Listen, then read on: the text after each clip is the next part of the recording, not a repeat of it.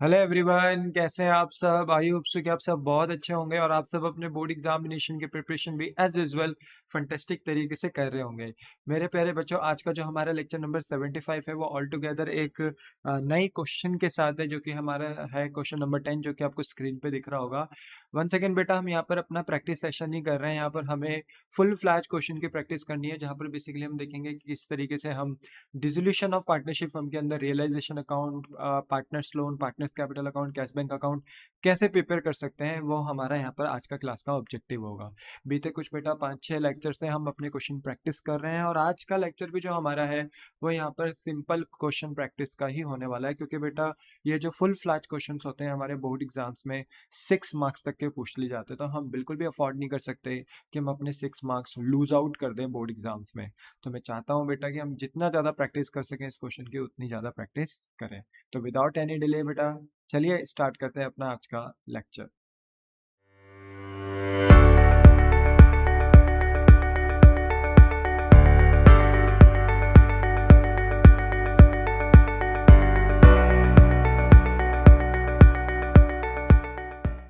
ना एवरीवन बेटा, स्क्रीन पे आपको अपना क्वेश्चन नंबर 10 दिख रहा होगा, जो कि इस तरीके से है कि following is the balance sheet of Arvind and Balbir as at 31 March 2016। बेटा पार्टनरशिप फर्म में हमारे पास दो पार्टनर है, अरविंद और बलबीर, और इनकी हमें बैलेंस शीट दी गई है 31 मार्च 2016 की। बैलेंस शीट में बेटा लाइबिलिटी साइड इन्होंने हमें ट्रेड क्रेडिटर्स दिए हैं 45,000 रुपीज के। बिल्स पेबल इन्होंने दिया है बेटा हमें 12,000 रुपीज का। मिसेस अरविंद लोन इन्होंने बेटा हमें दिया है 7,500, और वहीं इन्होंने बेटा हमें मिसेस बलबीर लोन भी दिया है 15,000 रुपीज का। इन्होंने बेटा फिर हमें रिजर्व फंड प्रोवाइड्स करे हैं, यानी जनरल रिजर्व। तो ये जो जनरल रिजर्व यानी रिजर्व फंड है, ये भी हमें कितने रुपए का दिया गया है, 15,000 रुपीज का। साथ ही साथ बेटा हमें इन्वेस्टमेंट फ्लक्चुएशन रिजर्व भी प्रोवाइडेड है, जो कि 1,500 रुपीज का है। एंड लास्ट में इन्होंने हमें कैपिटल अकाउंट्स दिया है अरविंद एंड बलबीर का 15,000 एंड टोटल करके बाहर दिया है 30,000। अगर मैं बात करूं बेटा की लाइबिलिटी सेक्शन से कौन सी ऐसी लाइबिलिटीज है जो रियलाइजेशन अकाउंट में ट्रांसफर होगी, क्योंकि हमारा पहला स्टेप, मैं बार बार हर क्वेश्चन में बोलता हूँ कि हमारा जब रियलाइजेशन अकाउंट बनता है तो वहां पर हमारा सबसे पहला स्टेप यही होता है कि हमें अपने एसेट्स और लाइबिलिटी को ट्रांसफर करना होता है। तो क्योंकि लाइबिलिटी साइड अभी हमने पढ़ी है, तो लाइबिलिटी साइड से हमारे कौन से ऐसे लाइबिलिटीज हैं जो ट्रांसफर होंगे रियलाइजेशन में, वो हमें यहाँ से देखना है। तो क्या ट्रेड क्रेडिटर्स बेटा रियलाइजेशन में ट्रांसफर होंगे? हाँ, क्योंकि एक एक्सटर्नल लाइबिलिटी है, थर्ड पार्टी को पे करना है। बिल्स पेबल, हाँ, क्योंकि बिल्स पेबल भी रिलेट करते हैं क्रेडिटर से ही बेटा, क्योंकि हम जो हमारे क्रेडिटर्स होते हैं बेटा, वही हमारे ऊपर बेटा बिल ऑफ एक्सचेंज ड्रॉ कर देते हैं। तो हम साइन कर कर बेटा बिल ऑफ एक्सचेंज उन्हें वापस रिटर्न करते हैं, तो उनके लिए तो वो बिल रिसेबल है क्योंकि उन्हें पैसे मिलेंगे, पर हमारे लिए बिल्स पेबल हो जाता है। तो ऐसे में क्या होता है कि ट्रेड क्रेडिटर रिड्यूस हो जाते हैं और उसकी जगह पे क्रिएट हो जाते हैं बिल्स पेबल। तो कहने का मतलब है कि ये बिल्स पेबल ना ट्रेड क्रेडिटर से ही क्रिएट होता है। बट हाँ, हमारे बिजनेस में कुछ ट्रेड क्रेडिटर्स हैं और कुछ बिल्स पेबल है, और इनकी पेमेंट हमने थर्ड पार्टीज को करनी है। तो यस, ये रियलाइजेशन अकाउंट में ट्रांसफर होंगे। Mrs Arvind loan and Mrs जो आपका बलबीर लोन है मेरे बच्चे, ये भी आपका रियलाइजेशन अकाउंट में ट्रांसफर होगा। रीजन बिंग क्यों? क्योंकि हमारे पास जो पार्टनर है वो है अरविंद एंड बलबीर, तो ये मेल है, ठीक है। बट इनकी जो वाइफ है मिसेस अरविंद, मिसेस बलबीर, तो ये ना बेटा वाइफ है क्योंकि अरविंद एंड बलबीर की। तो अगर पार्टनर की वाइफ्स अगर लोन देती हैं पार्टनरशिप फर्म को, तो पार्टनरशिप फर्म के लिए वो एक्सटर्नली होता है। हाँ, अगर अरविंद लोन देते, बलबीर पार्टनर लोन देते, तो उनके लिए फिर हम एक सेपरेट अकाउंट बनाते हैं, पार्टनर्स लोन अकाउंट, वहां पे उन्हें पे करते हैं। बट यस, जो पार्टनर्स की वाइफ्स होती हैं, अगर उन्होंने लोन दिया है तो वो एक एक्सटर्नल लाइबिलिटीज होती हैं, जो कि रियलाइजेशन अकाउंट में ट्रांसफर होती हैं। बात करिए रिजर्व फंड, तो रिजर्व फंड बेटा it is a kind of undistributed profit. और क्योंकि बेटा इस पे कोई क्लेम और कोई लॉस नहीं आता, जैसे वर्कमैन कंपनसेशन रिजर्व में क्लेम आ जाता है वर्कर्स के द्वारा, और इन्वेस्टमेंट फ्लक्चुएशनिज्म में लॉस भी आ जाते हैं कभी कभी इन्वेस्टमेंट से। तो ये बेटा बोलते हैं ना कि वर्कमैन कंपनसेशन रिजर्व और आईएफआर नहीं है, ये रिजर्व फंड है, मतलब ये एक फ्री प्रॉफिट्स है। तो हमें इसको करना कुछ नहीं है, इसको पार्टनर्स के बीच में बांटना है उनके प्रॉफिट शेयरिंग रेशो में। अब मैं बता दूं बेटा कि हम तो अभी ये देख रहे हैं कि कौन सी लाइबिलिटीज हम रियलाइजेशन अकाउंट में डालते हैं, तो वही लाइबिलिटीज ट्रांसफर होती हैं बेटा जो एक्सटर्नल लाइबिलिटीज होती हैं। और रिजर्व फंड एक डिस्ट्रीब्यूटेड प्रॉफिट होता है। तो यस, ये आपका रियलाइजेशन अकाउंट में ट्रांसफर नहीं होगा, क्योंकि ये प्रॉफिट बांटा जाएगा किसके बीच में, पार्टनर्स के बीच में। तो इसका ट्रीटमेंट पार्टनर्स कैपिटल में होगा। बात करा जाए आईएफआर, तो IFR is also a undistributed profit बेटा। पर क्या ये रियलाइजेशन अकाउंट में ट्रांसफर होगा कि नहीं होगा, ये इस बात पे डिपेंड करता है कि एसेट साइड इन्वेस्टमेंट है कि नहीं है। और क्योंकि एसेट साइड इन्वेस्टमेंट है, क्योंकि देखो IFR, investment fluctuation reserve, relate ही किससे करता है, इन्वेस्टमेंट से। ये बनाया ही क्यों गया है आईएफआर, बिकॉज अगर इन्वेस्टमेंट में कोई भी फायदा नुकसान होता है तो उस फायदे नुकसान से लड़ने के लिए हमारे पास ये आईएफआर होता है। चलो इन्वेस्टमेंट में फायदा हो रहा कोई नहीं, बट अगर इन्वेस्टमेंट में नुकसान हो रहा है तब क्या, तो इन्वेस्टमेंट में होने वाले नुकसान के लिए आईएफआर बनाया जाता है। अब सोचो आज तो बेटा बिजनेस बंद हो रहा है, तो हम ये देखते हैं कि अगर इन्वेस्टमेंट बगल में है तो इन्वेस्टमेंट एज एन एसेट कहाँ ट्रांसफर हो जाता है, रियलाइजेशन में, क्योंकि इन्वेस्टमेंट बिक सकता है तो हम इसे रियलाइजेशन में ट्रांसफर कर देंगे। तो जब इन्वेस्टमेंट रियलाइजेशन में चला गया है तो आईएफआर भी कहाँ चला जाएगा, रियलाइजेशन में। वैसे तो इसे पार्टनर के बीच में बंटना चाहिए था बेटा, पर ये यहाँ इसलिए नहीं बटेगा क्योंकि बगल में हमारे पास इन्वेस्टमेंट है, और अगर investment as an asset transfer हो चुका है रियलाइजेशन में, तो मेरे बच्चे इससे रिलेटेड कंसर्न लाइबिलिटी यानी जो आईएफआर है इसको भी हमें रियलाइजेशन में भेजना पड़ेगा। बोलो क्या आपको बात समझ में आई? The answer is yes. ठीक है, तो क्या आईएफआर रियलाइजेशन में ट्रांसफर होगा? यस। ठीक है, ऑल्दो ये एक एक्सटर्नल लाइबिलिटी नहीं है, आईएफआर तो बचाया हुआ प्रॉफिट है, बट बार बार मैं वही कह रहा हूँ बेटा कि ये रिलेट किससे करता है, इन्वेस्टमेंट से, और इन्वेस्टमेंट जब रियलाइजेशन में जा रहा है तो आईएफआर भी रियलाइजेशन में जाएगा। क्या कैपिटल अकाउंट बेटा आप रियलाइजेशन में ट्रांसफर करेंगे? बिल्कुल भी नहीं, क्योंकि ये पार्टनर से रिलेटेड लाइबिलिटी है बेटा, और पार्टनर बेटा बिजनेस के इंटरनल लाइबिलिटीज होती हैं, क्योंकि जो भी पार्टनर को हमने पे करना है वो हमारा बोलते हैं ना इंटरनल मैटर है, तो इंटरनल लाइबिलिटीज है, इसके लिए सेपरेट अकाउंट बनता है पार्टनर्स कैपिटल अकाउंट, वहां पर इसको भेजा जाएगा। तो ये रियलाइजेशन में कैपिटल अकाउंट ट्रांसफर नहीं होगा। एसेट साइड से बात करें तो क्या एसेट साइड से कौन कौन से ऐसे एसेट्स हैं जो रियलाइजेशन में जाते हैं बेटा, तो वही एसेट रियलाइजेशन में जा सकते हैं जिनके अंदर कैपेबिलिटीज है, जो मार्केट में बिक सकते हैं। तो कैश मार्केट में नहीं बिकता तो रियलाइजेशन में नहीं जाएगा, बैंक भी बेटा मार्केट में नहीं बिकता, बैंक अकाउंट थोड़ी बिकता है मार्केट में, तो ये भी रियलाइजेशन में नहीं जाएगा। अच्छा, अनसोल्ड गुड्स यानी स्टॉक, क्लोजिंग स्टॉक, क्या आप इसको मार्केट में बेच सकते हैं? Of course. इन्वेस्टमेंट बेच सकते हैं? Of course. बुक डेट्स का मतलब है बेटा डेटर्स, क्या आप डेटर से पैसे रियलाइज कर सकते हैं या मार्केट में किसी एजेंसी को अपने डेटर्स बेच सकते हैं? हाँ, तो डेटर्स भी आपके कहाँ ट्रांसफर हो जाएंगे, रियलाइजेशन में। पर क्योंकि प्रोविजन फॉर डाउटफुल डेट भी दिया है बेटा, तो याद रखो प्रोविजन हमारी लाइबिलिटी होती है। मैंने पिछले क्वेश्चन में भी बताया था बेटा, यानी अपने पिछले लेक्चर में, कि प्रोविजंस को ना हम अपना लाइबिलिटी साइड दिखा सकते हैं, पर जनरली जो हमारी एनसीईआरटी बुक्स होती है या जो हमारे बोर्ड्स होते हैं, ज़्यादातर वो क्या करते हैं कि अगर उन्हें ऐसा लगता है कि कोई प्रोविजन अगर किसी एसेट से लिंक करता है तो वो ना उसी एसेट से लेस कर देते हैं। तो यहाँ पर मेरे बच्चे प्रोविजन को ना इसी डेटर से लेस किया गया है। तो याद रखो डेटर्स तो ग्रॉस वैल्यू पे 30,000 पे हमारे ट्रांसफर होंगे रियलाइजेशन अकाउंट में, पर इससे रिलेटेड जो ये प्रोविजन फॉर डाउटफुल डेट की नाम की लाइबिलिटी है, हम इसको भी कहाँ ट्रांसफर करेंगे, रियलाइजेशन में। तो मैंने बेटा पिछले क्लास में भी बताया था, अगर कोई भी ऐसी लाइबिलिटी यानी कोई भी ऐसा रिजर्व या कोई भी ऐसा प्रोविजन जो किसी कंसर्न्ड एसेट से रिलेट करता है, तो अगर वो एसेट रियलाइजेशन में चला गया तो वो कंसर्न लाइबिलिटीज भी कहाँ चली जाएंगी, रियलाइजेशन में ट्रांसफर चली जाएंगी। ऑल्दो हम आईएफआर और प्रोविजन को पे नहीं कर सकते बेटा, क्योंकि प्रोविजन फॉर डाउटफुल डेट हमने बनाया ही इसलिए था कि कल के दिन अगर बैड डेट होते हैं, बैड डेट पैसे देने से मना करते हैं, तो उस नुकसान से भरपाई होने के लिए हमारे पास एक प्रॉफिट अवेलेबल होना चाहिए जिसका नाम है प्रोविजन फॉर डाउटफुल डेट। तो ये हम किसी को पे थोड़ी करेंगे। और आईएफआर बेटा होने वाले इन्वेस्टमेंट में जो नुकसान जो अराइज हो सकता है उससे बचने के लिए हम ये आईएफआर बनाते हैं। तो आईएफआर किसी को पे नहीं करते, प्रोविजन फॉर डाउटफुल डेट भी हम किसी को पे नहीं करते, तो टेक्निकली देखा जाए तो इसे रियलाइजेशन में नहीं जाना चाहिए था, क्योंकि ये एक्सटर्नल लाइबिलिटी है ही नहीं। पर मेरे बच्चे क्योंकि ये किसी एसेट से जुड़ी हुई लाइबिलिटीज हैं, और क्योंकि वो एसेट रियलाइजेशन में जा चुके हैं, तो फिर इन लाइबिलिटीज को भी हमें कहाँ भेजना होता है, रियलाइजेशन में भेजना होता है। बोलो बात समझ में आई? The answer is yes. Building, क्या हम बिल्डिंग को बेच सकते हैं? अच्छा, provision for doubtful debt transfer होगा ना, हाँ ये भी होगा। बिल्डिंग, हाँ सर बिल्डिंग को मार्केट में बेच सकते हैं तो ये भी ट्रांसफर होगा।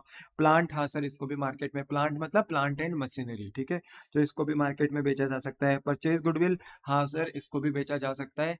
हालांकि change in the profit sharing ratio से लेके डेथ ऑफ पार्टनर तक हम इस गुडविल को बेटा क्या मानते थे, अपना एक बोलते हैं ना कि लॉस ही मानते थे, क्योंकि हम इस परचेज गुडविल को राइट ऑफ करते थे पार्टनर्स के बीच में।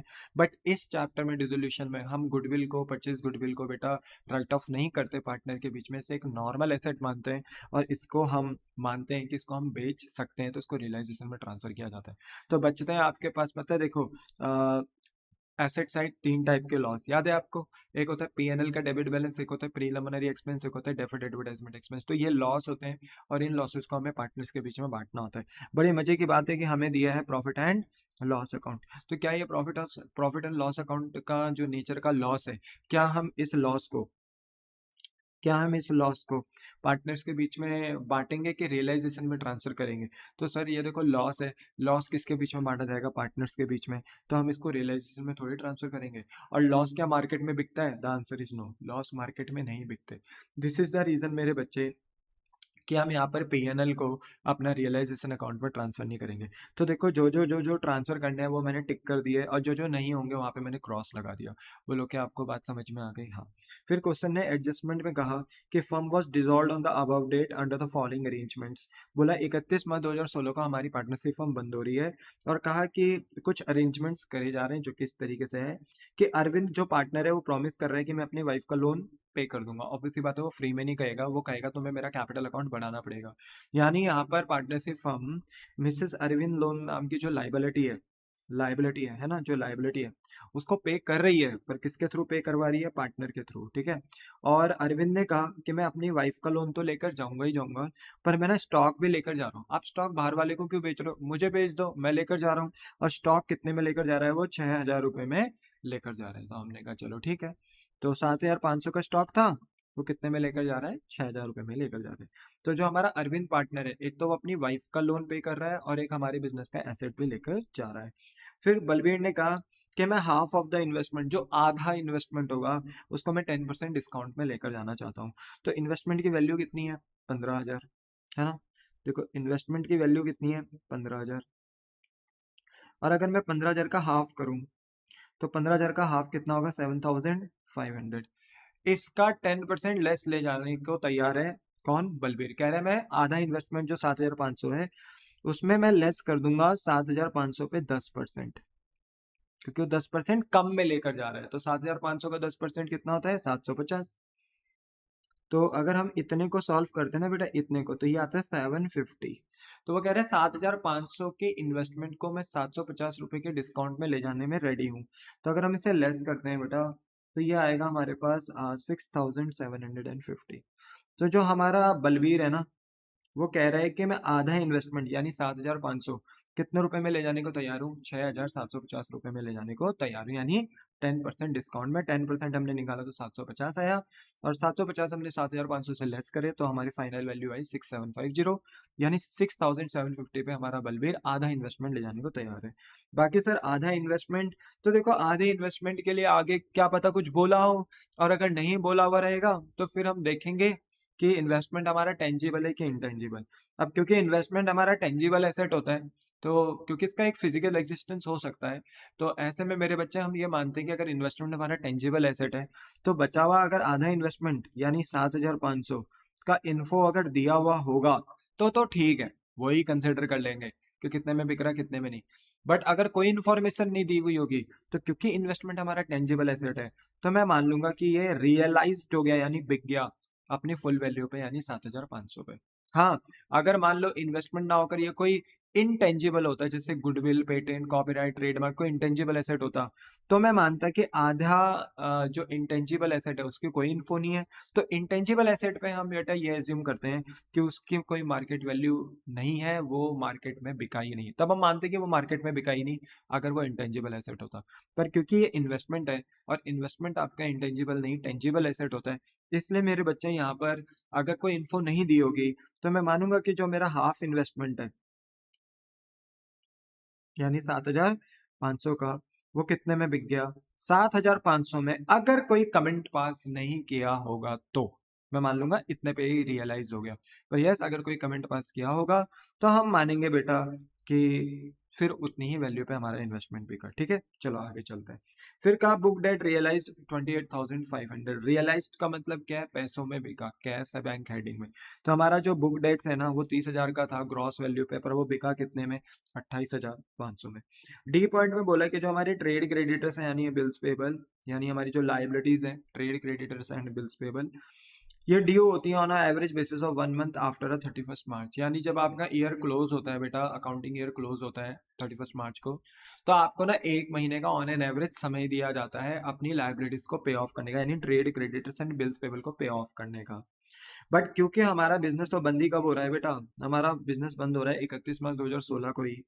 तो यहाँ पर बेटा हमारा जो ट्रेड क्रेडिटर और जो बिल्स पेबल वाले हैं, उन्होंने हमने 2% डिस्काउंट पर एनम बेसिस पे डिस्काउंट दे दिया। उन्होंने कहा आपको हमने 1 महीने का on an average time period दिया था, बट आप हमें पेमेंट इमीडिएट कर रहे हो 31 मार्च को, क्योंकि बिजनेस आपका 31 मार्च को बंद हो रहा है, तो आप हमें इमीडिएट पेमेंट 31 मार्च को कर रहे हो, जबकि आपको ये पेमेंट हमें अप्रैल के एंड में करनी थी, यानी 1 महीने बाद। तो आप इमीडिएट हमें 31 ही मार्च में पेमेंट कर रहे हो, तो हम आपको ना डिस्काउंट देंगे 2% का।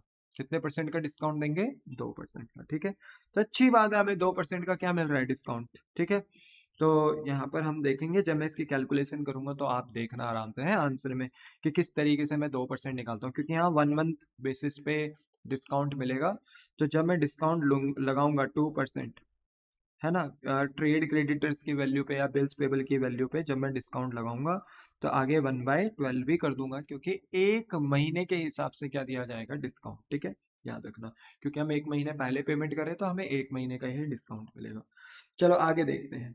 फिर इन्होंने कहा ई पॉइंट में कि प्लांट रियलाइज हो रहे हैं 37,500, ओके, यानी प्लांट बिक रहे हैं। रियलाइज्ड का मतलब है बिक रहे हैं कैश बैंक पे 37,500।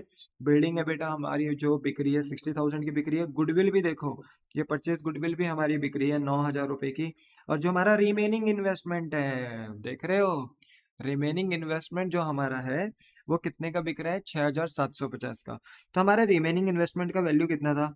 7,500 का। पर ये मार्केट में बिक कितने का रहा है? 6,750। ओके, यानी आधा इन्वेस्टमेंट 10% के डिस्काउंट पे कौन लेकर जा रहा है? बलबीर। पर जो हमारा आधा इन्वेस्टमेंट है वो मार्केट में रियलाइज हो रहा है, यानी बिक रहा है 6,750 का। तो अच्छी बात है, चलो वैल्यू दे दी। और अगर ये नहीं बता के रखते कि हमारा इन्वेस्टमेंट कितने में बिक रहा है, तो मैं मान लेता कि इन्वेस्टमेंट मेरा टेंजिबल एसेट है और आधे इन्वेस्टमेंट की आपने कोई जानकारी नहीं दी। तो अगर टेंजिबल एसेट की कोई जानकारी नहीं होती है तो हम मान लेते हैं कि वो पूरे ही जो बुक वैल्यू है उसकी, उसमें वो बिक गया। तो मैं मान लेता फिर 7,500 का ही ये बिक गया। पर चलो अच्छी बात है कि यहाँ पर इन्होंने वैल्यू दे रखी। एफ पॉइंट है बेटा आपके पास कि एक ओल्ड टाइपराइटर है आपके पास, जिसको आपने रिटर्न ऑफ कर दिया था completely from the firm book. अब टाइपराइटर क्या होता है बेटा? ये ना एक मैकेनिकल मशीन होती है जो आपको डॉक्यूमेंट बोलते हैं ना कि राइट करने के काम आती है, ठीक है। ऑन टाइम अगर आपको अपने डॉक्यूमेंट्स राइट करने हो तो आप इस टाइपराइटर की मदद से अपने अपने डॉक्यूमेंट्स को टाइप राइट कर सकते हो, ठीक है। तो ये एक तरीके से एसेट होता है बेटा हमारा। और ये एसेट ना आपने कम्प्लीटली रिटर्न ऑफ कर दिया था फर्म के बुक से। मतलब हमने ऑब्वियसली बात है, जैसे जैसे इस टाइपराइटर को यूज़ करा होगा तो इस पर डेप्रिसिएशन लगा होगा और ओवर द ईयर डेप्रिसिएशन लग लग कर हमने इसको बुक से गायब कर दिया होगा, क्योंकि इसकी बुक्स में वैल्यू जीरो हो गई होगी। बट स्टिल बेटा ऐसा होता है कि अगर किसी एसेट की लाइफ ओवर हो जाती है तो स्टिल वो वर्क करता है। ऐसा नहीं है कि मतलब अगर मान लो किसी एसेट की लाइफ 10 साल है तो 10 साल बाद वो एसेट काम करना बंद कर देगा। स्टिल उसके अंदर बेटा बोलते हैं ना कि वो कैपेबिलिटीज होती है कि वो काम कर सकता है एसेट, ठीक है। तो खत्म नहीं होता है। But yes, books of accounts में बेटा हमने इस टाइपराइटर को पूरा कंप्लीटली रिटर्न ऑफ कर दिया था, क्योंकि हमें लाइफ के अकॉर्डिंग डेप्रिसिएशन लगाना होता है। तो हमने डेप्शन लगा लगा के इसकी बोलते हैं ना कि वैल्यू जीरो कर दी थी। बट स्टिल ये वर्किंग कंडीशन में था हमारे पास। तो आज बेटा जब हमारा बिजनेस बंद हो रहा है तो हम इसको बेच रहे हैं और ये एस्टिमेट हो रहा है और रियलाइज हो रहा है 450 रुपये में। यानी इसकी वैल्यू जो लगाई गई और जिस वैल्यू पे ये बेचा गया वो वैल्यू थी 450 रुपीज। तो मुझे एक बात बताओ, हमारा तो फायदा ही हो गया ना। और ये एक तरीके से अनरिकॉर्डेड एसेट ही हुआ, क्योंकि पहले तो था ये पर हमने इसको राइट ऑफ कर दिया था बुक से। तो बुक्स के यानी एसेट साइड में ये कोई भी हमारा बोलते ना बेटा एसेट साइड शो नहीं हो रहा था ये टाइपराइटर। बट नाउ आज हमारा बिजनेस बंद हो रहा है, ये टाइपराइटर किसी कोने में पड़ा था, हमने कहा इसे भी बेच देते हैं। और बेच के बेटा हमें कितने पैसे रियलाइज हो रहे हैं इसके? 450 रियलाइज हो रहे हैं। तो ये एक तरीके से अनरिकॉर्डेड एसेट है जो मार्केट में 450 रुपये का बिक गया। But it was taken over by Balbir at the estimated price. पर बलबीर कह रहा है तुमने मार्केट में तो इसे 450 का बेचना ही है, रियलाइज करना है, इससे अच्छा है मुझे दे दो। तो यहाँ पर मेरे बच्चे हमारा बलबीर एक टाइपराइटर लेकर जा रहा है, अनरिकॉर्डेड एसेट को लेकर जा रहा है। कितने रुपए में? 450 रुपये में। और जी पॉइंट में बोल दिया कि रियलाइजेशन एक्सपेंस कितने हो गए बेटा? 1,500 रुपये। ये नहीं बताया कि किसका बॉन है। देखो इस रियलाइजेशन एक्सपेंस की जिम्मेदारी दो लोग उठा सकते हैं, एक फर्म और एक पार्टनर।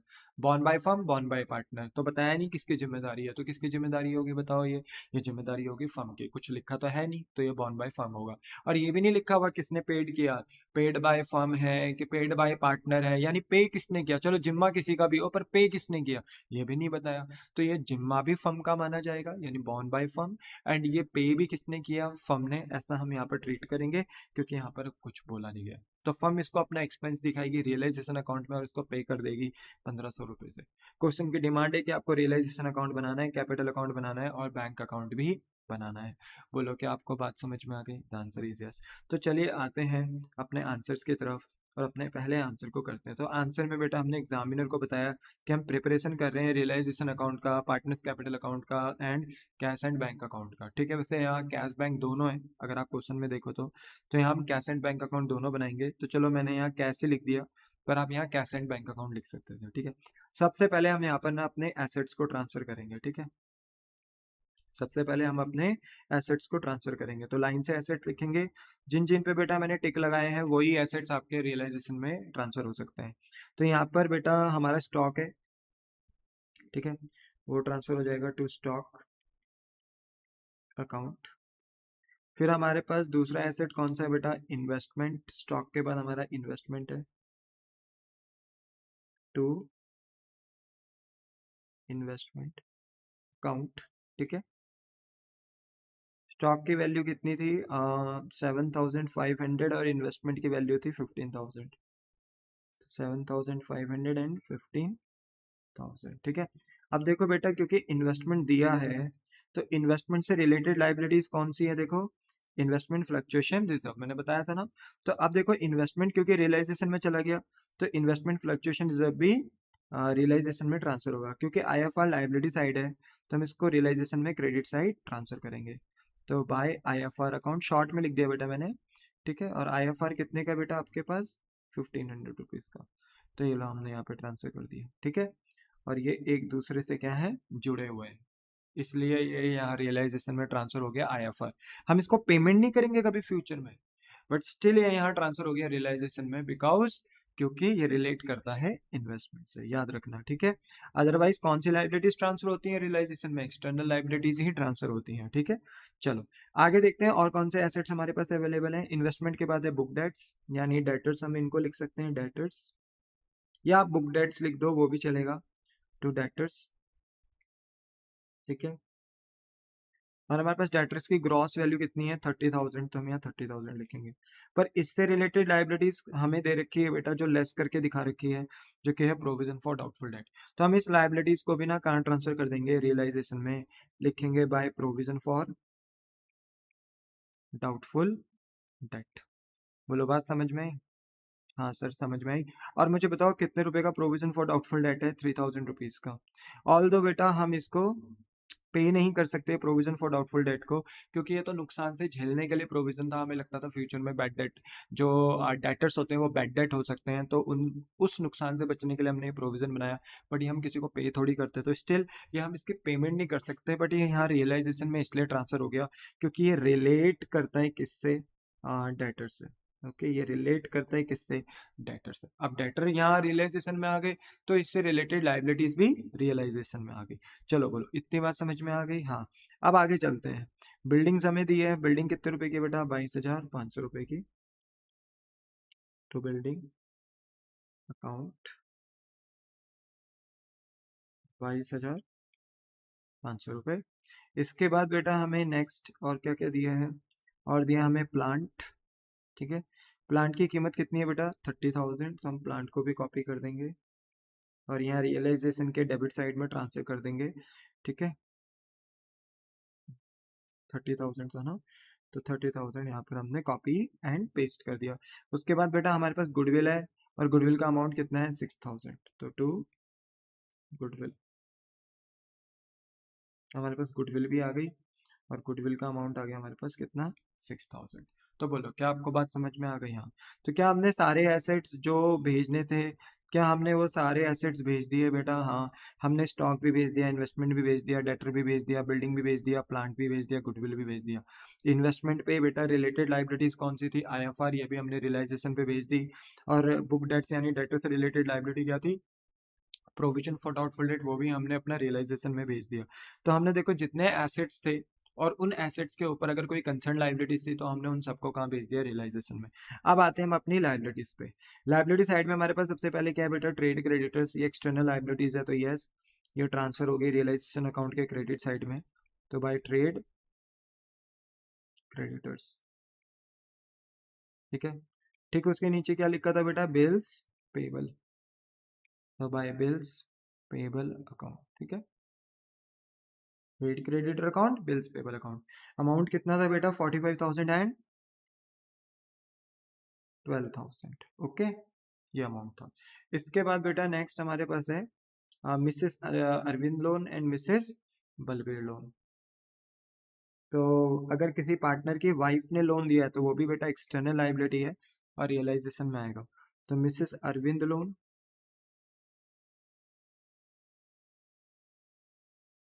और बाय मिसेस बलबीर लोन, ठीक है। तो देखो हमने लोन्स भी यहाँ पर ट्रांसफर कर दिया, बस अमाउंट देखते हैं अब इनकी कितनी कितनी अमाउंट थी। Arvind loan, Mrs Arvind loan का कितना अमाउंट था? 7,500, और मिसेस बलबीर लोन का था 15,000। तो 7,515,000। बोलो क्या ये बात समझ में आ गई? हाँ। इसके बाद बेटा हमारे पास रिजर्व फंड है, ये तो पार्टनर के बीच में बटेगा, इसको तो छोड़ देंगे। आईएफआर बेटा हमारा रियलाइजेशन में ट्रांसफर हो चुका है ऑलरेडी, क्योंकि ये इन्वेस्टमेंट से रिलेटेड लाइबिलिटी है, तो हमने इसको ऑलरेडी अपना रियलाइजेशन में ट्रांसफर कर दिया था, तो ये हो गया। कैपिटल की बात करें तो कैपिटल अकाउंट का ट्रीटमेंट पार्टनर्स कैपिटल में होगा, तो रियलाइजेशन में इसका ट्रीटमेंट नहीं होगा। तो बेटा जो हमारा पहला स्टेप है ना कि अपने सारे एसेट्स और लाइबिलिटीज को ट्रांसफर करो रियलाइजेशन में, वो हमने कर दिया। एसेट साइड बेटा हमारे रियलाइजेशन के डेबिट साइड में ट्रांसफर हो गए और लाइबिलिटीज हमारी रियलाइजेशन अकाउंट के क्रेडिट साइड में ट्रांसफर हो गई। अब हमारा जो सेकंड स्टेप है वो है कि हम अपने एसेट्स और लाइबिलिटीज को बेचें एंड पे ऑफ करें।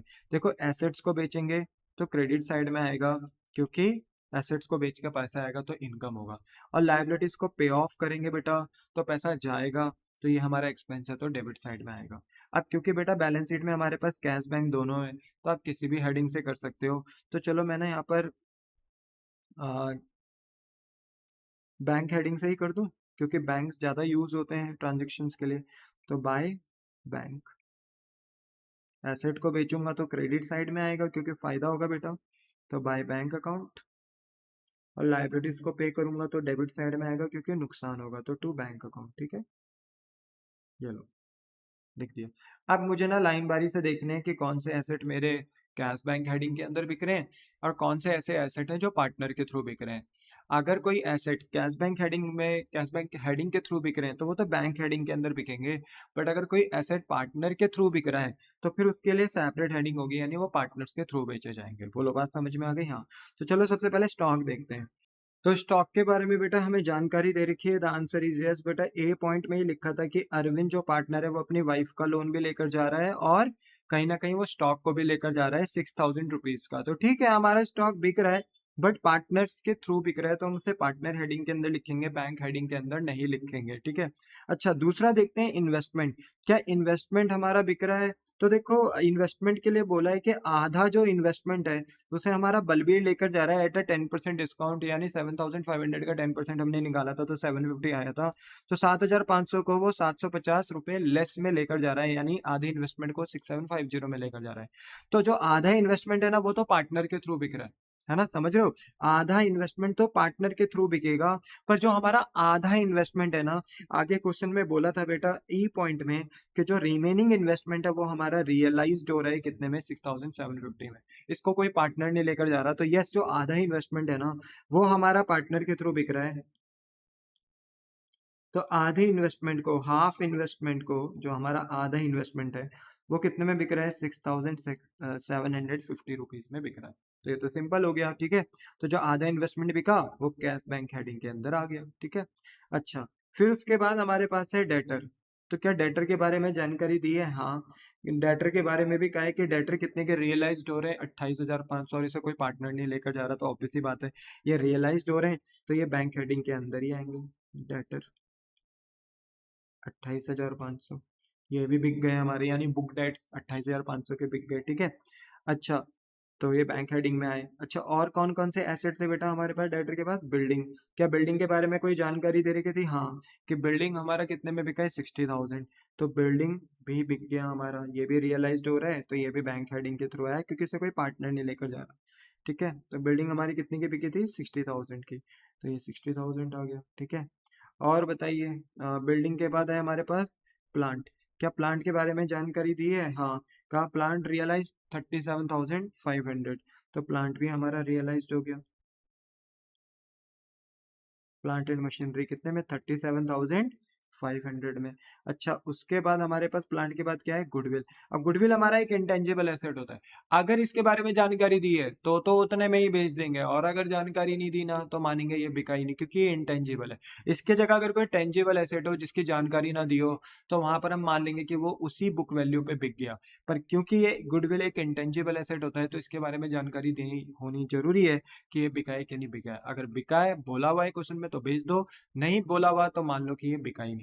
तो क्या गुडविल के बारे में जानकारी दी है? हाँ, बोला गुडविल कितने में बिक रहा है? 9,000 में, तो ठीक है, गुडविल को भी हम बेच देंगे। तो गुडविल कितने में बिक गया? 9,000, ठीक है। तो देखो हमारे सारे एसेट हो गए। देखो स्टॉक को तो पार्टनर लेकर जा रहा है, वो पार्टनर हेडिंग में आएगा। आधा इन्वेस्टमेंट हमारा पार्टनर लेकर जा रहा है बलबिल, वो पार्टनर हेडिंग में आएगा। पर आधा इन्वेस्टमेंट जो बिका वो हमने बैंक हेडिंग के थ्रू बेच दिया। डेटर हमारा बेटा बिक गया। बिल्डिंग भी हमारा कैश बैंक हेडिंग के अंदर बिक गया। प्लांट भी हमारा रियलाइज हो गया, कैश बैंक हेडिंग में बिका। गुडविल भी रियलाइज हुआ, हमारा कैश बैंक हेडिंग में आया। तो हमारे देखो सारे एसेट बिक गए। अब बस हमारे पास एक स्टॉक और आधा इन्वेस्टमेंट है जो पार्टनर के थ्रू बिकेगा। हालांकि क्वेश्चन जब हमने पूरा पढ़ा था बेटा तो हमें पता भी चला था कि एक ओल्ड टाइपराइटर है जो पहले कभी बैलेंस शीट में रिकॉर्ड ही नहीं हुआ क्योंकि उसे हमने राइट ऑफ कर दिया था डेप्शन लगा लगा के, तो वो अब बैलेंस शीट में एसेट साइड रिकॉर्ड नहीं है। बट यस, अब बिजनेस बंद हो रहा है तो हम उस पुराने टाइपराइटर को रियलाइज कर रहे हैं 450 रुपये में। बट हमारा बलबीर कह रहा है कि मैं इसको ले जाने के लिए तैयार हूँ और मैं इसको एस्टिमेटेड प्राइस पे लेकर चला जाऊंगा। तो यानी हमारा जो ये टाइपराइटर है ना, ये भी कौन लेकर जा रहा है? बलबीर। तो हमारा जो एक अनरिकॉर्डेड एसेट भी है यानी टाइपराइटर, वो भी किसके थ्रू बिकेगा? पार्टनर के थ्रू। तो यानी मेरे कहने का मतलब ये है कि जो सारे एसेट्स मेरे बैंक हेडिंग के थ्रू बिक रहे थे वो बिक गए। अब मैं इसको टोटल करूंगा और मुझे पता चल जाएगा कि मेरे जितने भी एसेट हैं वो बैंक के थ्रू कितने रुपए के बिके। तो 6,750, 28,500, 60,000 और 37,500 एंड 9,000, अगर हम टोटल करते हैं बेटा तो ये आएगा 1,41,750। बोलो क्लियर है? हाँ। अब बारी आती है उन सारे एसेट्स की जो पार्टनर लेकर गए। पहला हमारा एसेट कौन लेकर गया बेटा? Partner stock. कौन पार्टनर था वो? अरविंद। अरविंद कह रहा है मैं स्टॉक लेकर जा रहा हूँ 6,000 का, हालांकि वो अपनी वाइफ का लोन लेकर जा रहा है, बट अभी हम लाइबिलिटी सेक्शन की बात नहीं कर रहे, अभी हम एसेट सेक्शन की बात कर रहे हैं। तो एसेट्स कितने में लेकर जा रहा है? 6,000 में। तो हम यहाँ पे लिखेंगे बाय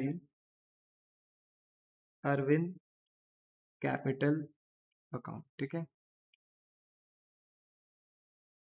ठीक है। और यहाँ पे लिख देंगे स्टॉक टुक ओवर। क्या लेकर चला गया वो? स्टॉक टुक ओवर या टेकन ओवर भी आप लिख सकते हो। तो कितने में लेकर चला गया बेटा वो? 6,000 रुपीज में लेकर चला गया, सिंपल, ठीक है, सिंपल। इसके बाद हमारा जो बलबीर पार्टनर है वो आधा इन्वेस्टमेंट 10% डिस्काउंट में लेकर गया था, तो इसकी कैलकुलेशन मैंने यहीं बता दी थी। आधा इन्वेस्टमेंट 7,500 होता है, 10% लेस करोगे तो 750 आएगा बेटा, 7,500 का। तो 750 लेस करने के बाद वो हमारा नेट इन्वेस्टमेंट कितने में लेकर जा रहा है? आधा इन्वेस्टमेंट 6,750 में। तो यहाँ पर बेटा हम लिखेंगे by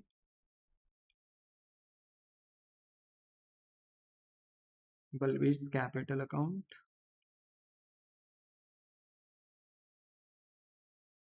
half investment took over. जो हाफ इन्वेस्टमेंट लेकर गया वो हमने यहाँ पे लिख दिया हाफ इन्वेस्टमेंट टुक ओवर। कितने में लेकर गया बेटा? 6,750 में। उसकी कैलकुलेशन मैंने बता दी थी बेटा आपको, ठीक है।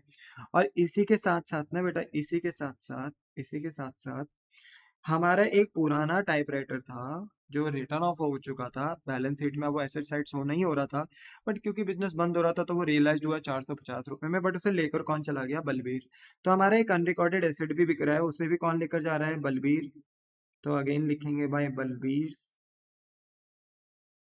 कैपिटल अकाउंट, ब्रैकेट में ओल्ड टाइपराइटर टुक ओवर, ठीक है, लेकर चला गया। कितने में लेकर चला गया? 450 रुपए में, क्योंकि उसकी रिलायजेबल वैल्यू ही कितनी थी? 450, तो वो 450 रुपीज में लेकर चला गया।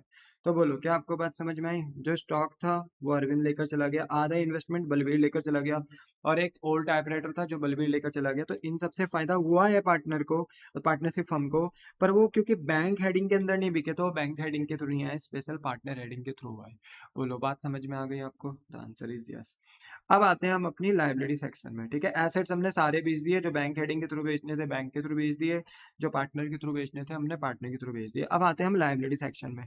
लाइबिलिटी सेक्शन में जो आईएफआर और प्रोविजन है बेटा, ये तो बिकेंगे ही नहीं, क्योंकि ये तो पे ही नहीं हो सकते, क्योंकि इनको इनकी पेमेंट ही नहीं की जा सकती, क्योंकि ये लॉस से बचने के लिए हमने अपने बोलते हैं रिजर्व ऑफ प्रोविजन बना रखे थे, तो इनकी पेमेंट नहीं हो सकती, तो ये तो पे किए नहीं जाएंगे। But yes, trade credit, bills payable, Arvind loan, Mrs Arvind loan, Mrs Balbir loan, इसकी बात जरूर होगी। तो ट्रेड क्रेडिटर्स और बिल्स पेबल के लिए बेटा इन्होंने हमें डी पॉइंट में बेटा बता रखा था कि ट्रेड क्रेडिटर और बिल्स पेबल को हम एवरेज बेसिस ऑफ 1 मंथ में पे करते हैं आफ्टर 31 मार्च, यानी जब हमारा अकाउंटिंग ईयर क्लोज होता है तो हमारे जो ट्रेड क्रेडिटर बिल्स पेबल होते हैं वो हमें 1 महीने का समय देते हैं। बट क्योंकि हमारा बिजनेस 31 ही मार्च को क्लोज डाउन हो रहा है तो हम उन्हें तुरंत पेमेंट कर रहे हैं, और वो हमें ना 2% का डिस्काउंट दे रहे हैं। तो ठीक है बेटा, हम अपने trade creditors and bills payable को पे करेंगे, ठीक है, ट्रेड क्रेडिटर्स, ठीक है, वो भी पे करेंगे, एंड बिल्स पेबल को भी पे करेंगे, ठीक है। बट आप इसकी कैलकुलेशन देख लो मेरे बच्चे, जब हम ट्रेड क्रेडिटर्स को पे करेंगे तो देखो ट्रेड क्रेडिट्स को टेक्निकली कितना पे करना है? 45, है ना, 45,000। और बिल्स पेबल को टेक्निकली कितना पे करना है? 12,000, ठीक है। पर जब हम इन्हें पे करने जा रहे हैं तो हमें ना इमीडिएटली 2% का डिस्काउंट भी मिल रहा है, तो यहाँ पर मेरे बच्चे हम माइनस करा देंगे जितना हमें डिस्काउंट मिल रहा है।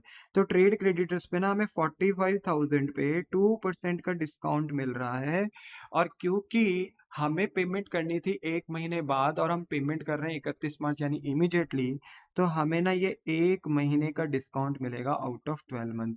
क्योंकि बेटा जो डिस्काउंट है ना वो पर एनम बेसिस पे है, पूरे साल का डिस्काउंट है, और क्योंकि हम बोलते हैं ना कि इमीडिएटली पे कर रहे हैं 31 मार्च को, जबकि हमें एवरेज बेसिस का 1 मंथ का टाइम मिलता है आफ्टर 31 मार्च, यानी 31 मार्च होने के बाद, अकाउंटिंग ईयर क्लोज होने के बाद भी हमें 1 महीने का समय मिलता है। बट क्योंकि हमारा बिजनेस बंद 31 मार्च को ही हो रहा है तो तुरंत पेमेंट कर रहे हैं, तो हमें 2% का डिस्काउंट मिल रहा है पर एनम बेसिस पे, पर एनम मतलब पूरे साल के बेसिस पे। पर पूरे साल का तो डिस्काउंट नहीं मिलेगा ना हमें, तो बस 1 महीने का ही मिलेगा, क्योंकि हम 1 महीने पहले पेमेंट कर रहे हैं। तो ये जो फैक्टर आएगा ना हमारा, इतना सॉल्व करके डिस्काउंट आएगा कि इतना हमें डिस्काउंट मिल रहा है, ठीक है। अगर हम सॉल्व करते हैं ना 45,000 का 2% इंटू 1/12, तो ये आएगा 75 रुपीज, यानी हमें 75 रुपीज का डिस्काउंट मिल रहा है ट्रेड क्रेडिटर से। और बिल्स पेबल वाले भी बोलेंगे भाई देखो आप हमें इमीडिएट पेमेंट कर रहे हो 31 मार्च को, तो 2% का डिस्काउंट देंगे, बट 1 मंथ बेसिस पे। सेम यहाँ पर भी वही अप्लाई होगा। तो अगर हम सॉल्व करते हैं तो बताइए इनका कितना डिस्काउंट निकल कर आएगा बिल्स पेबल का? तो 12,000 पे 2% का डिस्काउंट डिवाइड मल्टीप्लाई बाय 1/12, तो ये आएगा 20 रुपीज का डिस्काउंट, ठीक है। तो अब आप सॉल्व कर लीजिए। तो 45,000 में से माइनस कर दीजिए, ट्रेड क्रेडिटर्स ने कितने का डिस्काउंट दिया? 75। तो 45,000 में से माइनस करेंगे 75 रुपीज, तो ये आएगा 44,925। और बिल्स पेबल वालों ने 12,000 के बिल्स पेबल में कितने का डिस्काउंट दिया? 20 रुपीज का, तो ये आएगा 11,980। तो बस ये अमाउंट आप कॉपी करो, रफ में आपने इसका बोलते हैं ना कैलकुलेशन कर लिया, अब यहाँ पर आकर इसे कॉपी एंड पेस्ट कर लो। तो ट्रेड क्रेडिटर्स को हम पेमेंट करेंगे 44,925, और बिल्स पेबल को हम पे करेंगे 11,980 रुपए, ठीक है। कैसे आया?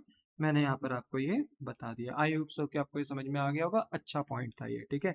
चलो, तो ट्रेड क्रेडिटर और बिल्स पेबल की भी पेमेंट हमारी हो गई। अच्छा, जो हमारा मिसेस अरविंद लोन है, तो मिसेस अरविंद लोन को कौन लेकर जा रहे हैं? अरविंद। अरविंद कह रहे हैं मैं पे कर दूंगा अपनी वाइफ का लोन, और ऑब्वियस सी बात है वो फ्री में बिल्कुल भी नहीं करेंगे। तो ऑब्वियस सी बात है पेमेंट हो रही है मिसेस अरविंद लोन को, बट बैंक हेडिंग के थ्रू नहीं है, पार्टनर की हेडिंग के थ्रू पे किया जाएगा। बात करी जाए अरविंद लोन को, अभी 2 मिनट के लिए पोस्टपोन करते हैं बेटा। अब चलते हैं बलबीर लोन की तरफ।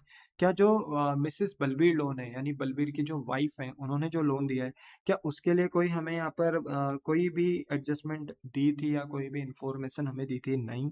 तो हम यही मानेंगे बेटा कि अगर मिसेस बलबीर लोन यानी एक्सटर्नल लाइबिलिटी की कोई इन्फॉर्मेशन अगर नहीं दे रखी है, तो हम ना जो बलबीर की वाइफ है यानी मिसेस बलबीर लोन, उनको पूरा पूरा पे करेंगे, क्योंकि लाइबिलिटी की अगर इंफॉर्मेशन ना दी हो कि उसे पे कितने अमाउंट पे करना है, तो हम मानते हैं पूरे ही अमाउंट पे करना है।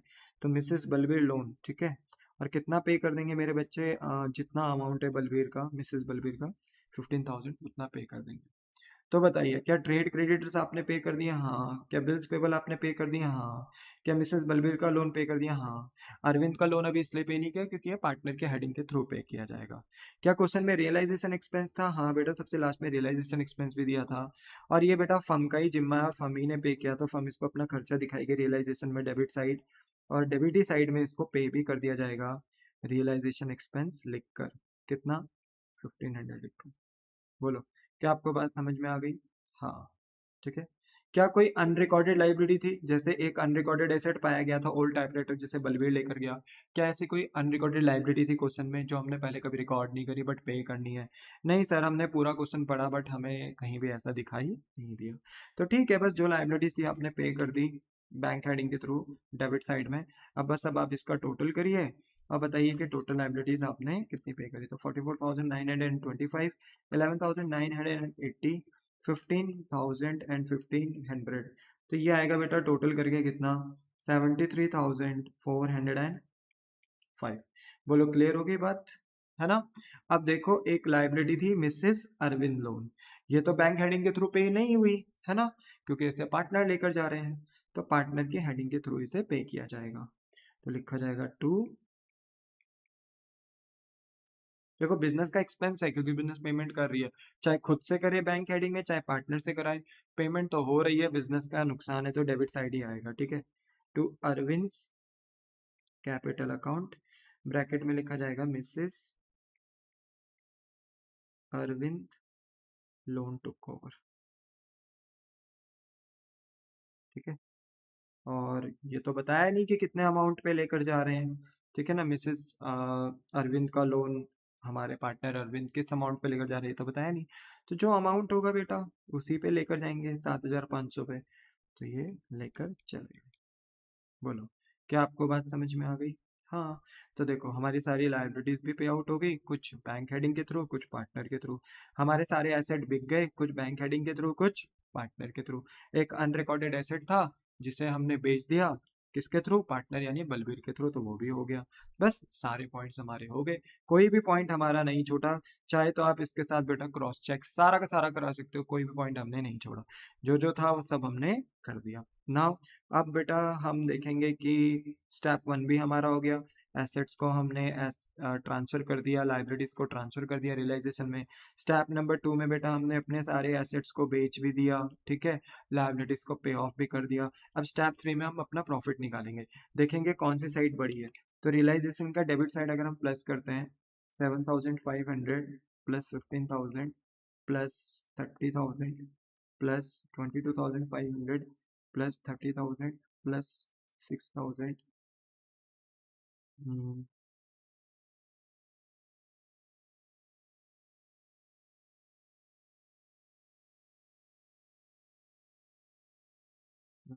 73,405, 7,500। तो हमारा ना बेटा ये डेबिट का टोटल आ रहा है 1,91,905, ठीक है, ये डेबिट का टोटल आ रहा है। ऐसे हम क्रेडिट का भी टोटल कर देते हैं, 1,500, 3,000 और 45,000 और 12,000, 7,500, 15,000, 1,41,750, 6000 एंड 6750 और 450। तो ये हमारा क्रेडिट साइड का टोटल आ रहा है बेटा 2,38,950। तो अब आप खुद ही आइडिया लगा सकते हो कि आपकी कौन सी साइड बड़ी है। आपकी इनकम साइड का वेटेज ज़्यादा है बेटा और एक्सपेंस साइड का वेटेज कम है। तो क्रेडिट साइड ज़्यादा है, डेबिट साइड कम है, तो आपका ना डेबिट में बैलेंस बचेगा और इसको हम बेटा प्रॉफिट बोलेंगे। और ये प्रॉफिट हम अपने पार्टनर्स के बीच में डिस्ट्रीब्यूट कर देंगे क्योंकि इनकम ज़्यादा है और एक्सपेंस कम है। तो जो प्रॉफिट आएगा बेटा डेबिट साइड में जो बैलेंस आ रहा है उसको हम ट्रांसफर कर देंगे पार्टनर्स के कैपिटल अकाउंट में। ठीक है, तो लो हमने ट्रांसफर कर दिया। ठीक है, अरविंद और बलबीर दो पार्टनर हैं, दोनों के पार्टनर के बीच में बांट देंगे। प्रॉफिट कैसे निकालेंगे? सिंपल, अपनी इनकम में से किसको माइनस कर दो? एक्सपेंसेस को। 2,38,915 माइनस 1,91,905, तो ये आ रहा है 47,045। 47,045। अब ये किस रेशो में बांटा जाएगा? प्रॉफिट शेयरिंग रेशो में। बट बेटा क्वेश्चन में ना हमें कहीं भी बेटा प्रॉफिट शेयरिंग रेशो दे ही नहीं रखा है कि किस रेशो में ये अपने प्रॉफिट और लॉस को शेयर करते हैं। तो जब नहीं दिया रहता है तो हम 1:1 यानी इक्वल रेशो मान सकते हैं। तो यहाँ पर हम इक्वल रेशो मानेंगे यानी हाफ एंड हाफ। तो आप निकाल दीजिए बेटा कितना आता है ये। तो 47,045 का हाफ अगर हम करते हैं तो ये आएगा बेटा 23,522। ठीक है, ठीक है, 23,522.5।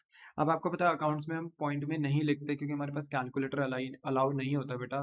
सीबीएसई और स्टेट बोर्ड्स में तो नहीं होता है, इसलिए मेरे बच्चे हम राउंड ऑफ कर देंगे इसको। और अगर राउंड ऑफ करेंगे तो 0.5 है ये, तो इसको राउंड ऑफ करेंगे ना तो ये 23,523 हो जाएगा। सिमिलरली दूसरे का भी यही आएगा 23,522.5। तो देखो अगर मैं इसको भी राउंड ऑफ कर दूंगा ना तो कोई दिक्कत नहीं है, पर ये 23 हो जाएगा और ऐसे में ना आंसर हमारा आएगा टोटल करके 47,046, जबकि हमारा प्रॉफिट आ रहा है 47,045। तो हम जानबूझ कर ना लास्ट वाले को 2 ही रख देंगे, 23,522। राउंड ऑफ नहीं करेंगे, करेंगे तो 1 रुपये बेटा ज़्यादा ऊपर निकल जाएगा, इसलिए हमने इसको ऐसे का ऐसे ही छोड़ दिया। और ये हमारा 47,045 आ गया। 1 रुपये का ऊपर नीचे हो सकता है, इसमें आप बोलते हैं ना ज़्यादा पैनिक ना करें। ठीक है, बोलो क्लियर हो गया? हाँ, अब आप इसका टोटल कर दीजिए। तो अगर आप टोटल करते हैं तो बताइए कौन सी साइड बड़ी थी? हमारी थी क्रेडिट साइड 2,38,950। तो जो क्रेडिट का टोटल है ना वही डेबिट का टोटल हो जाएगा। तो सिंपल था, तो हमारा यहाँ पे प्रॉफिट आया, वो प्रॉफिट हमने निकाल दिया, अरविंद बलबीर के बीच में बांट भी दिया। अब फाइनली अब हम बनाएंगे पार्टनर्स कैपिटल अकाउंट बेटा। और पार्टनर्स कैपिटल देखो, लोन अकाउंट क्यों नहीं बना यहाँ पे? ऑब्वियस सी बात है, किसी भी पार्टनर ने लोन नहीं दिया। पार्टनर की वाइफ का लोन था और वो एक्सटर्नल लाइबिलिटी थी, रियलाइजेशन में ट्रांसफर हुई, पर किसी पार्टनर ने तो लोन नहीं दिया था ना। लाइक अरविंद बलबीर पार्टनर ने तो लोन नहीं दिया था, तो पार्टनर्स लोन ना बनकर यहाँ डायरेक्ट हम अब पार्टनर्स कैपिटल अकाउंट बनाएंगे। तो यहाँ पर हम सबसे पहले क्या डालेंगे बेटा? Opening balance. टोटल 4 चीजें आती हैं यहाँ पर, एक एक्स्ट्रा हो सकता है करंट अकाउंट, पर करंट अकाउंट यहाँ है नहीं क्वेश्चन में, तो 4 ही आइटम्स आएंगी। सबसे पहले लिखेंगे बेटा हम ओपनिंग बैलेंस, और क्योंकि ये एक लाइबिलिटी अकाउंट है कैपिटल अकाउंट बिजनेस के लिए, तो क्रेडिट साइड से स्टार्ट होगा क्योंकि लाइबिलिटी के बैलेंसेस क्रेडिट होते हैं। तो अरविंद और बलबीर की कैपिटल कितनी है? बैलेंस शीट से मिल जाएगी 15,15, कॉपी करेंगे और यहाँ पेस्ट कर देंगे 15,000 एंड 15,000। इसके बाद ये हमारा पहला स्टेप हो गया। सेकंड स्टेप होता है हमारा रियलाइजेशन का प्रॉफिट या लॉस।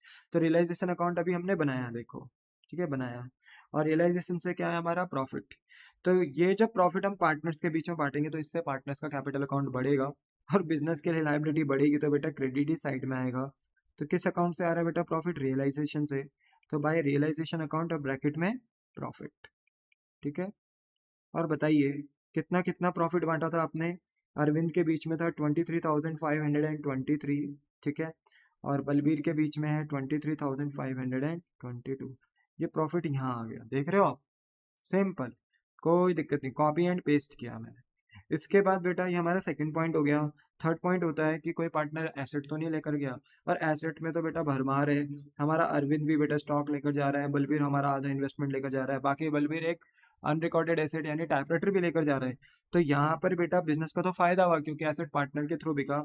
बट जब हम पार्टनर्स कैपिटल में आएंगे ना, तो हमें इन पार्टनर्स का कैपिटल अकाउंट रिड्यूस भी करना होगा क्योंकि इन्होंने बिजनेस को पैसे नहीं दिए, तो बिजनेस इनका अकाउंट रिड्यूस कर देंगे यहाँ पर। तो यहाँ पे ना टू किस अकाउंट में लेकर गए थे ये एसेट, रियलाइजेशन में, तो टू रियलाइजेशन अकाउंट, ब्रैकेट में सबसे पहले अरविंद का करते हैं, तो यहाँ लिखते हैं स्टॉक टुक ओवर,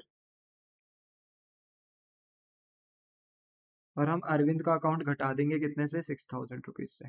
देखो यहाँ क्रेडिट है तो यहाँ डेबिट हो गया पार्टनर्स कैपिटल में, क्यों, पार्टनर्स की कैपिटल रिड्यूस होगी। पार्टनरशिप फर्म का फायदा है क्योंकि एसेट बिक रहा है पार्टनर के थ्रू, पर पार्टनर्स कैपिटल का तो कैपिटल रिड्यूस होगा ना क्योंकि पार्टनर्स ने पैसे नहीं दिए, तो हमने कैपिटल यहाँ पे रिड्यूस कर दिया। अच्छा, फिर हम दोबारा लिखेंगे टू रियलाइजेशन,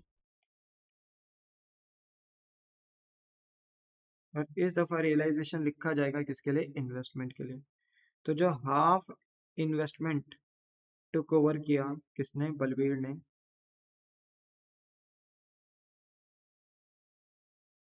तो हम बलबीर का अकाउंट घटा देंगे कितने से, 6,750 से। और फिर बलबीर ना हमारा एक टाइपराइटर भी लेकर गया था, तो उसकी वजह से भी हम बलबीर का अकाउंट दोबारा घटा देंगे टू रियलाइजेशन अकाउंट, ब्रैकेट में ओल्ड टाइपराइटर टुक ओवर। ठीक है, ये भी हो गया। और बताइए कितने का टाइपराइटर लेकर गया था, 450 का, तो 450 से हमने बलबीर का अकाउंट घटा दिया। ठीक है, तो ये हमारा था बेटा पूरा जो ये पॉइंट था, ये था हमारा थर्ड पॉइंट। ठीक है, क्या कोई लायबिलिटी भी लेकर गया था पार्टनर, हाँ, हमारा अरविंद नाम का जो पार्टनर था वो अपनी वाइफ का लोन लेकर गया था बेटा, तो पेमेंट हुई थी, बिजनेस का एक्सपेंस था क्योंकि बिजनेस पे कर रही है मिसेस अरविंद लोन को, पर पार्टनर के थ्रू कर रही थी, तो यहाँ बिजनेस का एक्सपेंस हुआ। बट जब पार्टनर का अकाउंट बनाया जाएगा तो यहाँ पर तो फायदा हो जाएगा बेटा पार्टनर को, क्योंकि पार्टनर के अकाउंट में पैसे डाले जाएंगे पार्टनरशिप फर्म के द्वारा।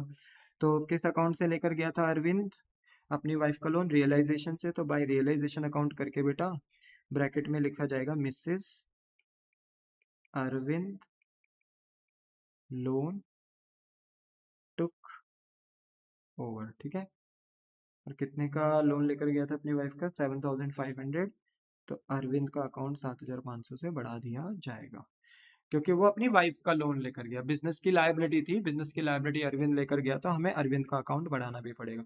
तो देखो अगर कोई पार्टनर एसेट लेकर जाता है तो उसका अकाउंट हम घटाते हैं, और अगर कोई पार्टनर लायबिलिटी लेकर जाता है तो उसका अकाउंट बढ़ाते भी हैं। ठीक है, तो ये था हमारा बेटा ओवरऑल कौन सा पॉइंट, ये था हमारा थर्ड पॉइंट। ठीक है, this is our third point, तो ये हमारा पूरा थर्ड पॉइंट फिनिश हो गया। अब आते हैं फोर्थ पॉइंट पर। ठीक है, तो जो हमारा फोर्थ पॉइंट है ना बेटा, वो टेक्निकली किससे रिलेट होता है, लुकआउट बैलेंस शीट से, कि बैलेंस शीट में जाओ और देखो कोई प्रॉफिट लॉस तो नहीं दिखाई दे रहा तुम्हें। तो हमने बैलेंस शीट बेटा देखी थी, और बैलेंस शीट में ना हमें एक रिजर्व फंड दिख रहा था, तो रिजर्व फंड हमारे पास ये प्रॉफिट था 15,000 रुपये, तो हम इसे अरविंद बलबीर के बीच में बांट देंगे उनके प्रॉफिट शेयरिंग रेशो में, क्योंकि प्रॉफिट शेयरिंग रेशो गिवन नहीं है, तो 1:1 में बांट दिया जाएगा। तो हम यहाँ लिखेंगे बाय रिजर्व फंड। ठीक है, कौन से रेशो में बांट देंगे, 1:1 में। 15,000 का आधा आधा करोगे तो कितना आएगा, 7,500, 7,500। क्लियर हो गया ये भी, हाँ। उसके बाद आईएफआर था, ये भी अनडिस्ट्रीब्यूटेड प्रॉफिट था, पर ये हमने पार्टनर के बीच में इसलिए नहीं बांटा बेटा डायरेक्ट, क्योंकि बगल में इन्वेस्टमेंट था, इन्वेस्टमेंट रियलाइजेशन में चला गया तो आईएफआर भी रियलाइजेशन में ट्रांसफर हो गया। बात करें और कोई प्रॉफिट नहीं, और कोई नहीं, और भी हो सकते थे, लाइक पीएनएल का क्रेडिट बैलेंस हो सकता था, और हमारे पास वर्कमैन कंपनसेशन रिजर्व हो सकता था, बट नहीं है तो इट्स ओके। पर एसेट साइड ना बेटा हमें लॉस दे रखा है पीएनएल अकाउंट से, तो ये लॉस का हम क्या करेंगे, पार्टनर्स के बीच में बांटेंगे। लॉस कितना है, 5,250, पर जब हम पार्टनर्स के बीच में बांटेंगे तो ऑब्वियसली बात है पार्टनर का कैपिटल क्या हो जाएगा, रिड्यूस हो जाएगा, क्योंकि हम लॉस दे रहे हैं पार्टनर को। तो यहाँ लिखेंगे to profit and loss account. ठीक है, क्या है ये, लॉस, कौन से रेशो में, 1:1 में, क्योंकि प्रॉफिट और लॉस चाहे वो कैसा भी हो बांटा जाता है प्रॉफिट शेयरिंग रेशो में, 1:1 में बढ़ जाएगा। तो 5,250 का लॉस था, तो आधा आधा कर दो बेटा इसका, हाफ एंड हाफ, 1/2 करोगे तो दोनों का आएगा 2,625, 2,625। ये भी हमने बांट दिया। So this is our point number 4। ये हमारा पॉइंट नंबर 4 हो गया। चारों पॉइंट डाल दिए। पांचवा कभी कभी बेटा हमारे पास हो सकता है करंट अकाउंट का, बट यहाँ पर हमें कहीं भी एसेट्स और लाइबिलिटी साइड करंट अकाउंट नहीं दिख रहे थे, तो हम उसका ट्रीटमेंट नहीं करेंगे। नाउ फाइनली बेटा अब आपको देखना है कि कौन सा साइड बड़ा है। यहाँ पर कैपिटल में, वैसे कैपिटल बेटा लाइबिलिटीज होती हैं और क्रेडिट साइड मोस्टली बड़े होते हैं, बट हमने कल मतलब प्रीवियस जो हमारा लेक्चर था उसमें बेटा हमने देखा था कि हमारा पार्टनर्स का कैपिटल अकाउंट डेबिट साइड का बड़ा हो गया था और क्रेडिट साइड का छोटा था, वहाँ नेगेटिव बैलेंस आ गया था, क्रेडिट में बच रहा था balance. Otherwise always debit side में बैलेंस बचता है, क्योंकि कैपिटल लाइबिलिटीज होती हैं and all liabilities are credited. Credit side का बैलेंस हमेशा हायर होता है एंड डेबिट साइड का बैलेंस हमेशा लोअर होता है, बट क्योंकि यहाँ बिजनेस बंद हो रहा है तो यहाँ कुछ भी हो सकता है, इसलिए यहाँ पर देखो तो बैलेंसेस देख के तो बेटा हमें यही लग रहा है कि क्रेडिट ही साइड हायर साइड पे है ना। देखो सारे बैलेंसेस क्रेडिट साइड के ही आपके हायर साइड्स पे हैं, है ना, देख रहे हो। तो इसलिए मेरे बच्चे हम क्रेडिट साइड का ही टोटल करेंगे। 15,000, 23,523, 7,500 एंड 7,500। ये क्रेडिट का टोटल आ रहा है बेटा 53,523।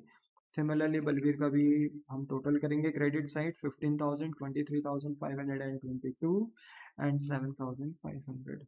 तो ये आ गया 46,022। तो जो क्रेडिट का टोटल है वही डेबिट का टोटल भी हो जाएगा। सिंपल, हाँ सर सिंपल। और अब क्या करोगे, जो क्रेडिट आइटम्स है ना उसमें से डेबिट आइटम्स लेस करोगे और अपना जो बैलेंस आएगा डेबिट में ना वो पार्टनर को पे कर दोगे, क्योंकि अब बिजनेस बंद हो रहा है तो जो भी पार्टनर्स का बैलेंस बचेगा वो उन्हें दे दिया जाएगा। तो बताइए क्रेडिट साइड का टोटल कितना आ रहा था भाई, यही तो आ रहा था 53,523। इसमें से हम 6,000 और 2,625 लेस कर देंगे। तो 53,523 में से लेस कर देंगे 6,000, लेस कर देंगे 2,625, तो ये आ रहा है बेटा 44,898। ठीक है, अरविंद का बैलेंस ये आ रहा है। वैसे हम बलबीर का भी निकालेंगे, तो बलबीर का क्रेडिट का टोटल कितना था 46,022, वही डेबिट का भी है, और फिर वही जो हमारा क्रेडिट का टोटल है उसी से हम अपने डेबिट फिगर्स क्या करेंगे, लेस कर देंगे। ठीक है, तो 46,022 में से लेस करेंगे 6,750, लेस करेंगे 450, लेस करेंगे 2,625, तो ये आएगा 36,197। अब ये जो बैलेंस बचा ना डेबिट में, ये हम टू बैंक कर करना पे कर देंगे बेटा, किसको, अपने पार्टनर को। ये आई हमारी बैलेंसिंग फिगर, ये हमने निकाला, ठीक है, प्लस माइनस करके। और ये हम कर रहे हैं पेमेंट, ठीक है, पेमेंट टू पार्टनर्स। ले नहीं रहे पार्टनर से बैलेंस, ये देना है हमें उन्हें, ठीक है, क्योंकि उनके अकाउंट में पॉजिटिव बैलेंस ज़्यादा है और नेगेटिव बैलेंस कम है, तो ये पॉजिटिव ही बैलेंस है पार्टनर का जो उन्हें पे किया जाएगा। फिर इसके बाद अब हम बनाएंगे बेटा cash and bank account. Cash and bank इसलिए क्योंकि यहाँ कैश भी है और बैंक भी है।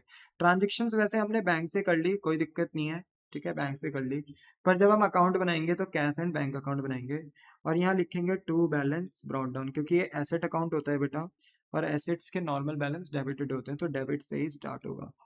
ठीक है, तो बताइए ओपनिंग बैलेंस कैश बैंक का आपको बैलेंस शीट से पता चलेगा, पुरानी बैलेंस शीट से।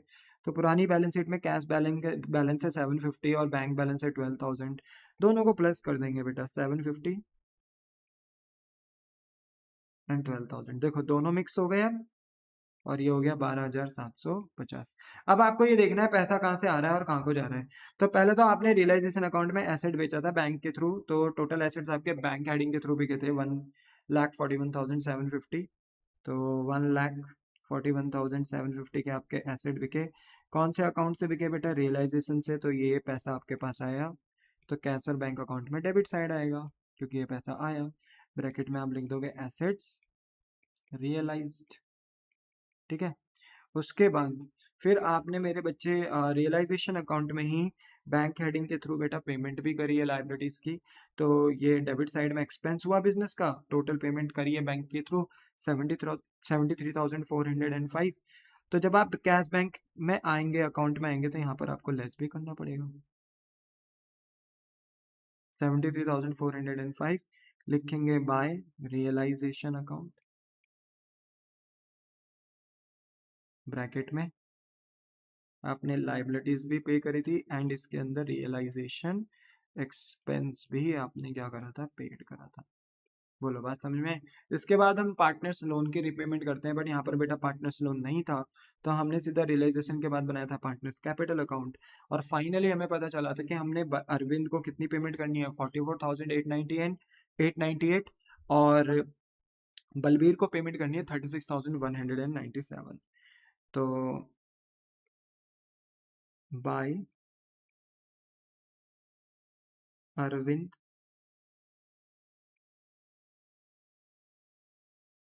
कैपिटल अकाउंट, वहाँ डेबिट है क्योंकि वहाँ लाइबिलिटी कम हो रही थी बेटा कैपिटल अकाउंट में बिजनेस की, बट पेमेंट करी है तो यहाँ कैश बैंक से रिड्यूस भी होगा तो क्रेडिट साइड में आएगा बेटा।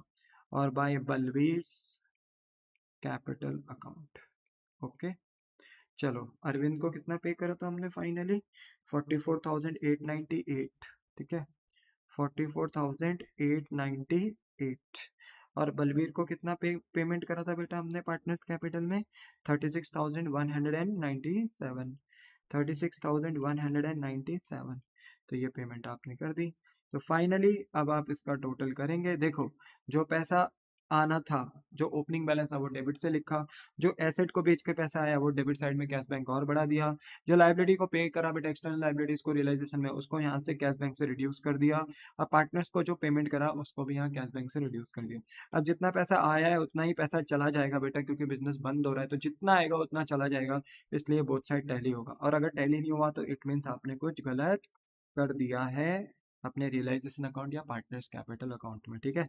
चलो देखते हैं टैली हो रहा है कि नहीं हो रहा है। 12,750, 1,41,750, तो ये आ रहा है 1,54,500। अब क्रेडिट का करते हैं तो ये आ रहा है 73,405 और 44,898 एंड 36,197। तो ये भी सेम आ रहा है 1,54,500।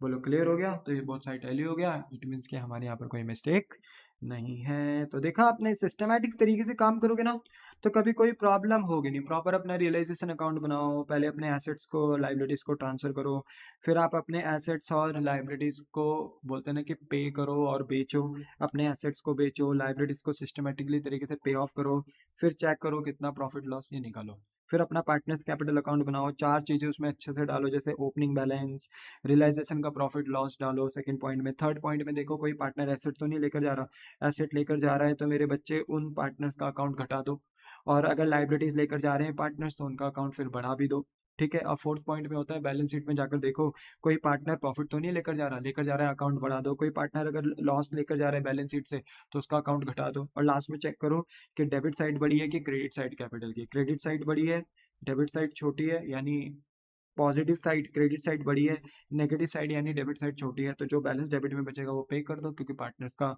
पॉजिटिव बैलेंस आ रहा है।